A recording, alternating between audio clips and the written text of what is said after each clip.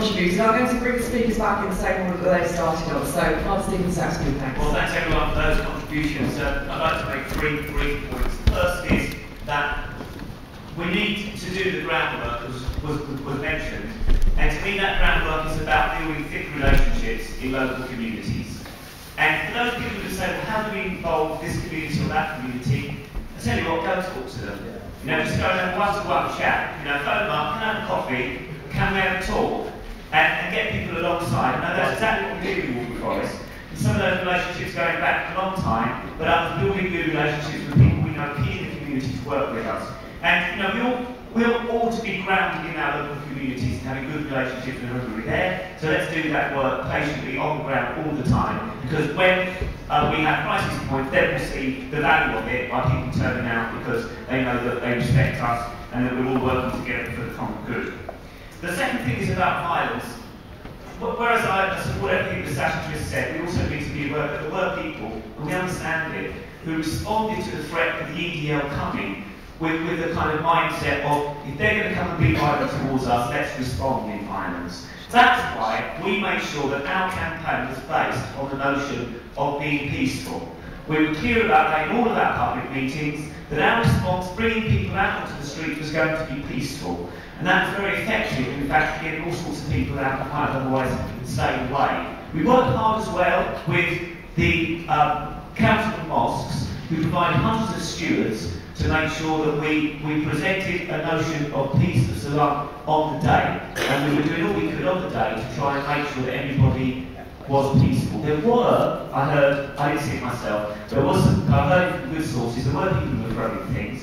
I think that was a very small minority, because most of the people were out with such a good sense of goodwill on the day, such a sense of unity. I was dancing, other people were dancing, there was music. I tell you, it was absolutely great. And afterwards, people were so energised that we had this positive coming out together in peace to defeat the EDL. So violence is an issue, but you know, let's be clear in all of our communication around opposing the EDL, we stand for peaceful people coming together to actually oppose this kind of hatred. And the third thing is on multiculturalism. I'm sorry I didn't stress that enough before. Joe was absolutely right to say that. It was a real flank of our campaign.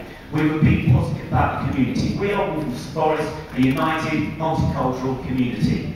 I do think we need to do more work on intentional cross-cultural engagement. You know, sometimes we talk about being multicultural because we've got groups that are out together. But we need actually, as I said at the beginning, thick one-to-one relationships across cultures. And that's one of the reasons why we, one of the developments of work we're doing is the Walthamstow Migrants Action Group, which is working intentionally on building those relationships. So do the groundwork, make it peaceful, and do celebrate the multiculturalism of our communities.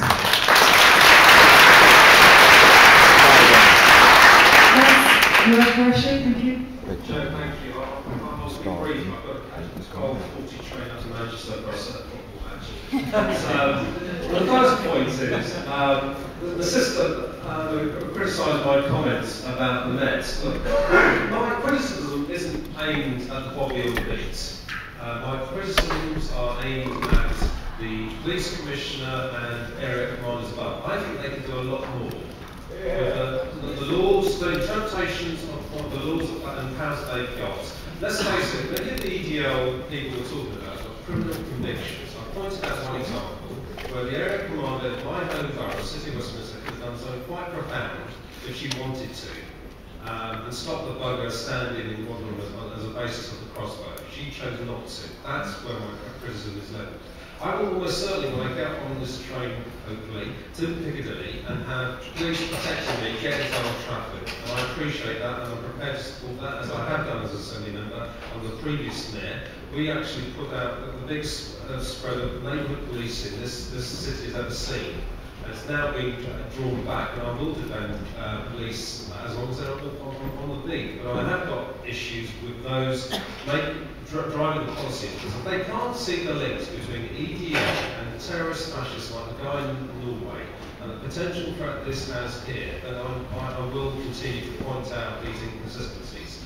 Can I, though, saying that, can I end on a positive note? A colleague from Seats Against EDL, I certainly welcome that, because one of the biggest confusions amongst all the Muslim communities I come across in London has been the oddity of seeing confused Sikh members of the EDL.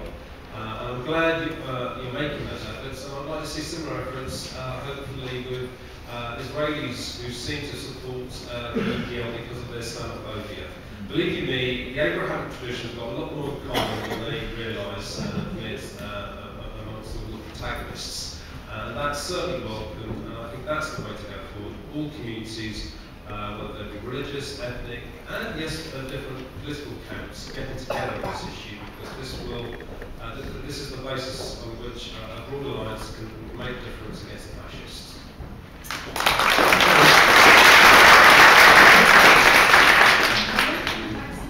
Laura, looking at the scarf that you're wearing, I don't have a great deal of sympathy.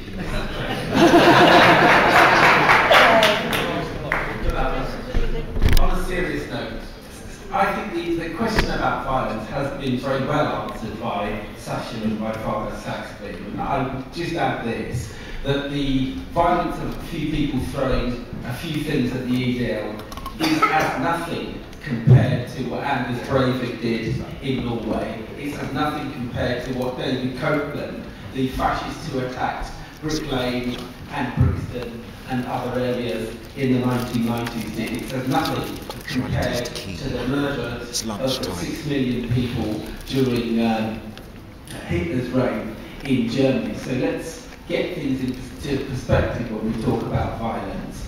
I have to be careful what I say as a lawyer, but I have and I will continue to defend in the courts people who have been accused of attacking the fascists, and I'm proud to stand and support and represent those people.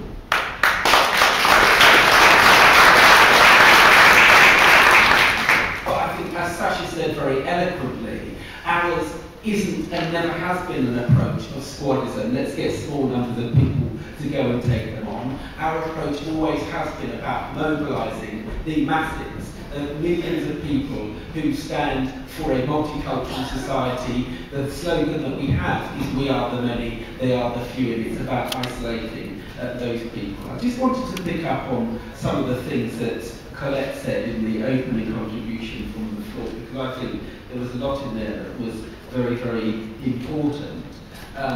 Firstly, I mean, one of the things as well about violence, you said something about the police. I remember a demonstration against the BNP headquarters in the 1990s. 60,000 strong demonstration that was led by Leon Greenman, a Holocaust survivor in his 80s. He was at the front of that demonstration. And what was the attitude of the police? The attitude of the police was to protect the headquarters of the BNP and to attack the demonstration. And the chief steward of that demonstration, a very dear friend of mine, Julie Waterson, who tragically died very young, in her mid-50s at the end of last year. She was smashed over the head by the police when she was stewarding that demonstration. So let's not have any illusions in the police protecting our side. And the other point I wanted to make was, you made the point about Le Pen when he said the thing about the Holocaust being a detail of history.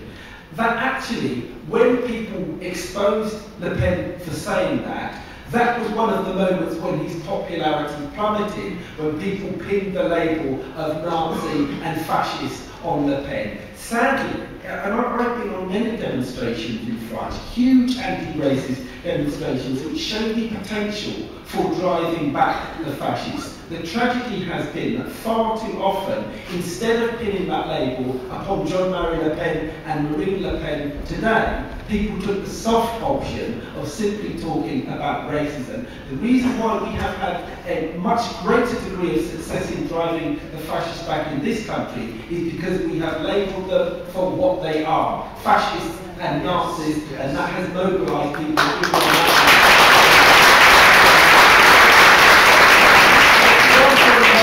I want to make too is this, and I think Dave from Plymouth made the point about how it's more difficult in more rural areas, less multicultural areas to mobilise people. I think that's right, but it is possible. One of the reasons why organisations like Love Music, Hate Racism have been successful is because they have taken multiculturalism around music, around culture, and have used it as a base to bring young people together, and within that we've been able to carry the wider arguments about the need to take on and confront people like the fascists.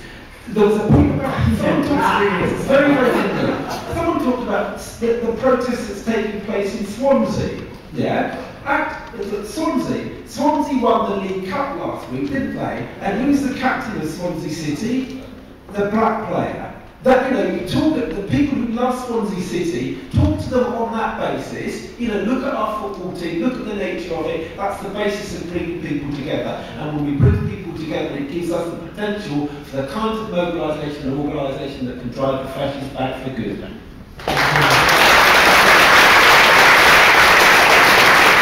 Just to round up the session, and before we finish, Sammy Darling, thanks. I want to come back on 2 points really.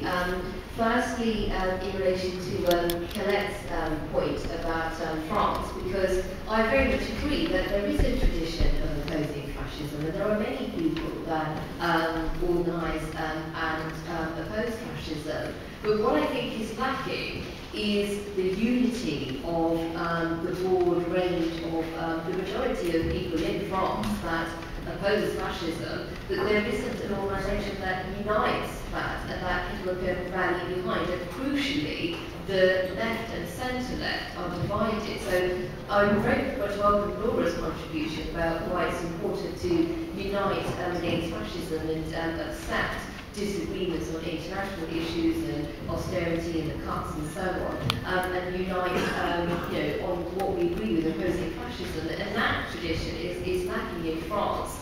And I think that's the problem. But obviously, we can't export what we do here to France. People there have to agree with us and unite and mobilise on that basis. But what we are doing is increasing our dialogue with other European countries about what we can all do on the ground to oppose fascism. And one of the things that we are discussing, learning from the successful united action that we had on the 19th of January in solidarity with the major Athens demonstration opposing Golden Dawn. We had a very big demonstration, you know, freezing temperatures here outside the Greek embassy. Hundreds of people turned up. It was, you know, a really great event to be involved with. And so what we're doing is learning from that and increasing our coordination and our discussion with other European countries. And what we're discussing is trying to have the same level of united, coordinated action across Europe against fascism in all different European countries in the run-up to the European elections. So you want a fascist-free European Parliament. And so that's the last point on the statement battery booklet. So those are the sorts of things that we're trying to do. And I think the Eastleigh by-election and UKIP's votes at 28%, you know, is staggeringly high. That's a record vote for UKIP in a parliamentary by-election. Should remind us exactly why we cannot be complacent, because as the austerity measures and the impact of those deepen and living standards fallen, you know, hardship for, you know, working class people increases, you know, the tendency to blame immigrants and to turn to racism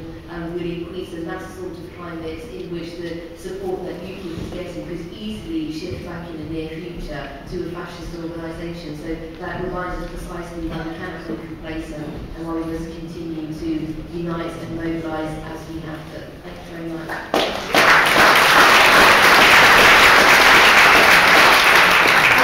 Really big thank you to all the speakers from the platform and all the speakers from the floor as well, and to all of you really for being a part of this conference. There's a lunch break now until 1:30, and then we have a plenary session back in here. And then this afternoon there's a number of workshops which deal with quite a lot of issues that are brought up in this debate. You know, platform issue, policing, the European elections 2014. So I encourage you all to come back after lunch and be a part of the rest of the debates. Thanks very much.